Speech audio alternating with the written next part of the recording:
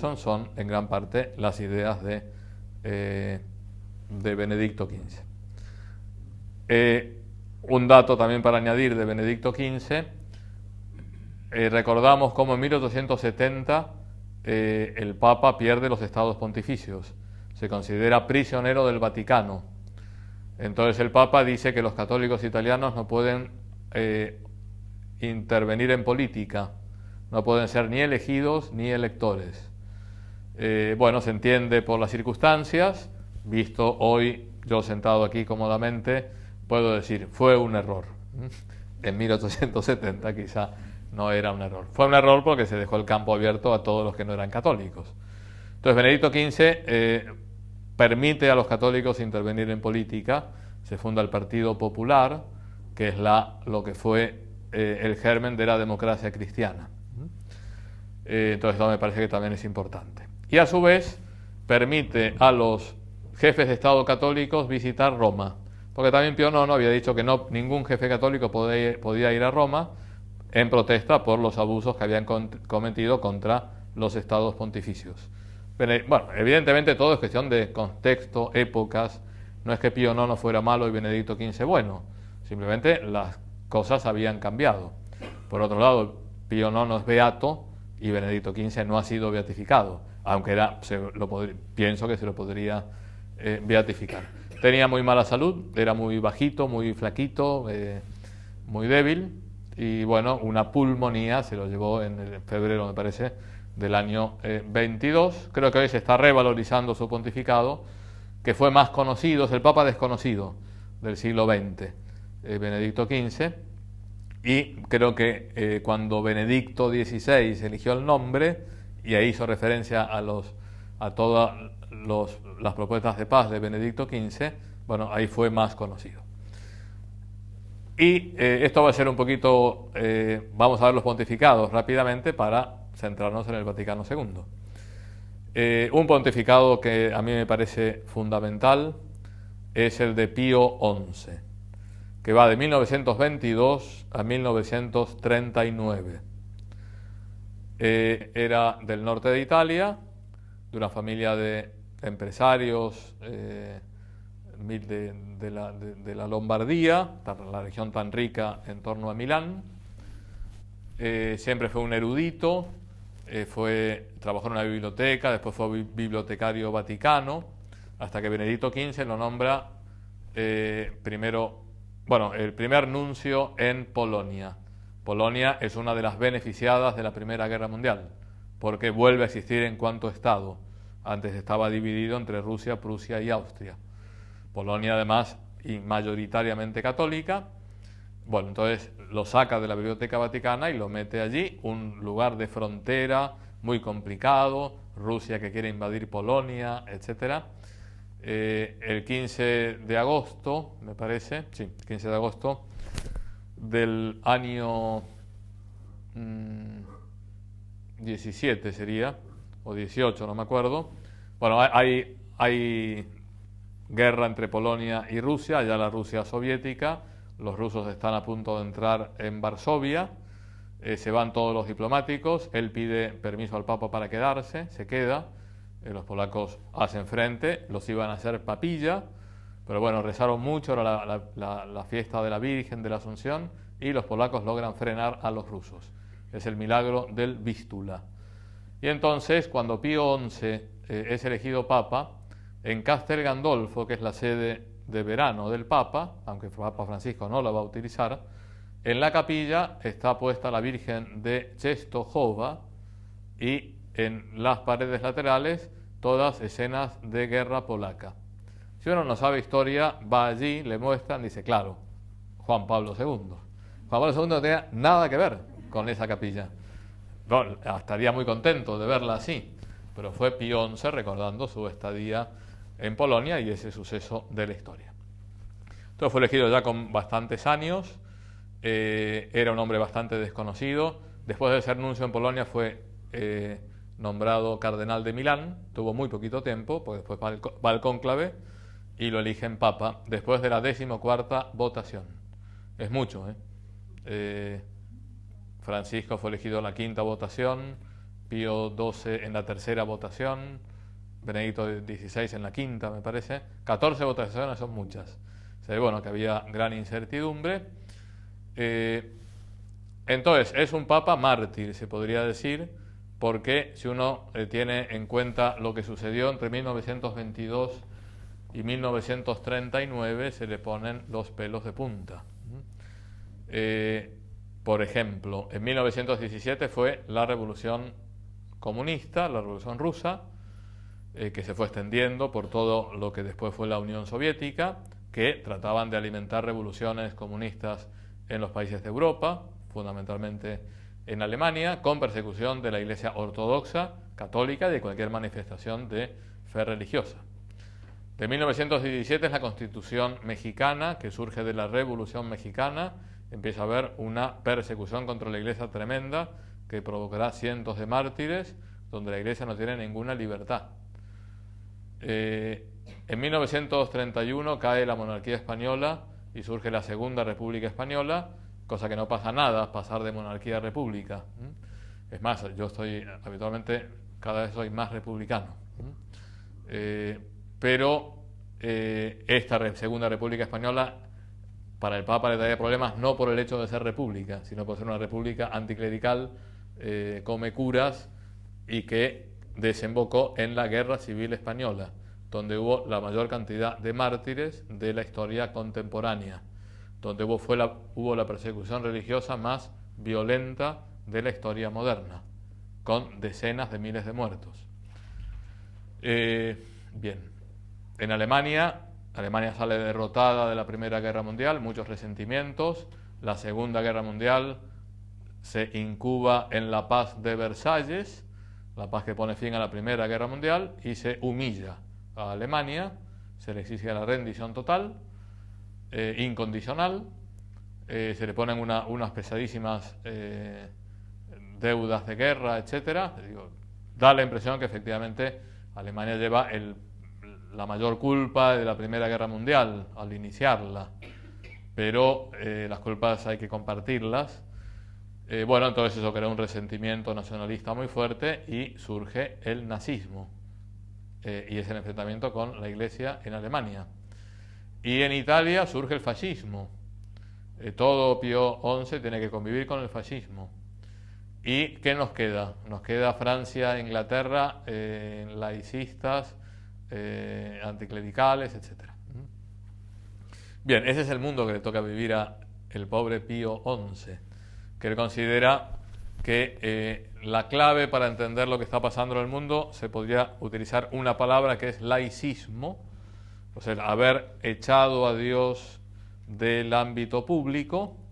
Por eso él será el Papa que instituya una fiesta litúrgica, hoy muy importante, que es la fiesta de Cristo Rey. Uno piensa que la fiesta de Cristo Rey se vivía ya en el siglo V. No, es de 1925, donde Pío XI lo que quiere es que Cristo vuelva a reinar en la sociedad, o sea, que la fe salga a la plaza pública. Y por eso es una época de grandes manifestaciones públicas, y coincide su pontificado con el Congreso Eucarístico Internacional de 1934, aquí en Buenos Aires, donde fue una cosa masiva, donde en una misa que se celebró en torno al Monumento de los Españoles hubo 1.400.000 comuniones, son muchas, de las cuales 400.000 de hombres, no de niños, sino de hombres adultos, que es muchísimo, teniendo en cuenta que habitualmente ha habido un cierto absentismo por parte del varón adulto de las ceremonias religiosas en Argentina y en América Latina en general. Es la época que se pone el Cristo del Corcovado. La gente que vaya, que tenga la gracia de ir a Río de Janeiro a la Jornada Mundial de Juventud, y podrá ver el Cristo del Corcovado. La época de las consagraciones de las naciones al Sagrado Corazón de Jesús. O sea, un catolicismo que hoy puede parecer un poco superado, catolicismo quizá un poco oficial, pero que el interés de Pío XI era hacer pública la fe, cuando estaba siendo perseguida la Iglesia prácticamente en todo el mundo, o en los principales países de América y de Europa. Bien, entonces era un hombre con carácter muy fuerte, un milanés, Un hombre muy bueno, muy santo, pero difícil de tratar según lo que cuentan los secretarios, la gente que lo conoció. En italiano se dice tenía un caratteraccio, una persona de carácter fuerte, pero a veces es necesario tener un carácter fuerte para tomar decisiones. Y por otro lado, era una época donde los grandes líderes del mundo tenían todos un carácter muy fuerte, algunos demasiado. Entonces, bueno, para lidiar con esta gente era necesario un papa con muchas agallas. Digo, para lidiar con Stalin, con Hitler, con Mussolini, con Churchill, bueno, no podía ser un fraile contemplativo que hubiera hecho un gran bien a la Iglesia, pero que se necesitaba también un interlocutor válido, por así decirlo. Bien, todo este periodo está acompañado por Eugenio Pacelli. Eugenio Pacelli después era Pío XII. Está acompañado, Benedicto XV lo había nombrado nuncio en Múnich. Todavía había una época en que había dos nuncios en Alemania, en el sur de Alemania, en Baviera, zona más católica, en Múnich, y otro en Berlín. El más importante era el de Berlín. Después lo traslada a Berlín, con Pío XI estará unos años en Berlín, y después lo nombra secretario de Estado, con lo cual fue su mano derecha. Lo mandó por todo el mundo, decía Pío XI, lo mando para que conozca el mundo y para que el mundo lo conozca a él. O sea, fue preparando la elección de Pacelli claramente, hizo todo lo que pudo hacer. Después, evidentemente, cada cardenal eligió a quien le pareció más conveniente. De hecho, eligieron a Pacelli. Por eso vino aquí en el año 34 como legado pontificio para el Congreso Eucarístico Internacional. Fue un éxito su visita, fue recibido en el puerto de Buenos Aires por el presidente de aquel entonces, que era Agustín P. Justo. Vivió en la Nunciatura, ahí en la calle Alvear, en la avenida Alvear. Bueno, dejó un recuerdo imborrable. Aprendió castellano con acento argentino. Eso me consta porque los primeros fieles del Opus Dei que fueron a vivir a Roma y que los recibió el Papa, eran españoles, se sorprendieron porque hablaba como un argentino. Y siempre tuvo particular cariño por nuestro país. Fue al Congreso Eucarístico de Budapest, fue varias veces a Francia, a Lisieux, a distintos lugares. Entonces, volviendo a Pío XI. Pío XI se muere con 81 años, que era muchísimo para aquella época, pero 2 años antes de morir, cuando ya la gente lo daba por muerto porque tuvo una afección pulmonar muy seria, bueno, se recuperó y en Semana Santa decide publicar 3 encíclicas. Una es para condenar todos los abusos de la Revolución Mexicana, la otra es la famosa Mit brennender Sorge, que es con creciente preocupación, escrita en alemán, donde se condena el nazismo, y ha sido escrita prácticamente por el secretario de Estado, Pacelli, que era el gran experto en asuntos alemanes. Después nos referiremos a Pío XII y la Segunda Guerra Mundial. Y la tercera es la Divini Redentoris, donde se condena el comunismo. Con lo cual, el viejito, que ya todo el mundo lo daba por muerto, recuperó fuerzas y en 3 encíclicas realmente puso las cosas muy en claro. Tenía preparada una encíclica donde iba a condenar el racismo. Estamos en pleno auge del nazismo. En Italia también estaban las leyes raciales por imitación de Alemania, pero se murió antes de publicarla, por lo tanto esa encíclica nunca salió a la luz, porque cuando un papa se muere, lo que no tiene firmado, acabado, eso no sirve. Bueno, lo puede utilizar el papa siguiente, ¿no? Pero ya con su propio nombre. Y de hecho Pío XII utilizó muchísimo material que había dejado Pío XI para en su primera encíclica inaugural, Summi Pontificatus, condenar el racismo. Hay otra encíclica muy importante que es Non abbiamo bisogno, que en italiano significa no tenemos necesidad, donde condena el fascismo, que lo denuncia como una estatolatría, es decir, el Estado como un ídolo, como un dios. Bien. O sea, pontificado muy importante. También durante Pío XI se resuelve el problema, lo que llamaba la cuestión romana. ¿Cuál era la cuestión romana? Que el Papa estaba encerrado en el Palacio Vaticano, no salía nunca porque no quería salir, y no reconocía al Estado italiano, por lo menos en todas sus dimensiones.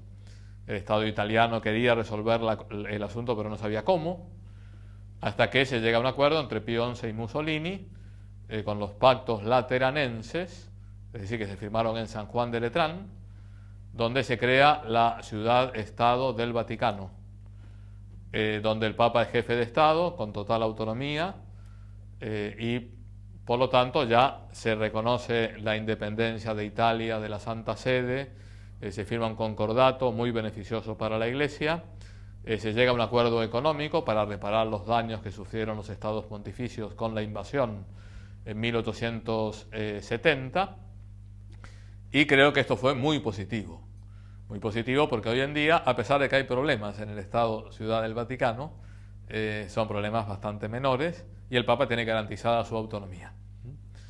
Por otro lado, creo que es el único país donde puede estar, es otro país, es Ciudad del Vaticano, pero bueno, está en Italia.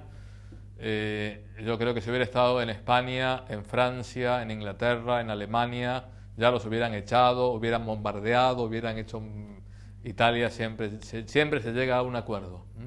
En Italia todo es negociable, cosa que tiene aspectos muy positivos y otras no. Si uno dice, hasta mi madre es negociable, dice, no, mi madre no es negociable. Entonces hay una famosa frase de Pío XI que dice que Mussolini era el hombre de la providencia. Y bueno, evidentemente, después explicó, todos los hombres somos hombres de la providencia, y fue el que se dio cuenta de la necesidad de llegar a un acuerdo.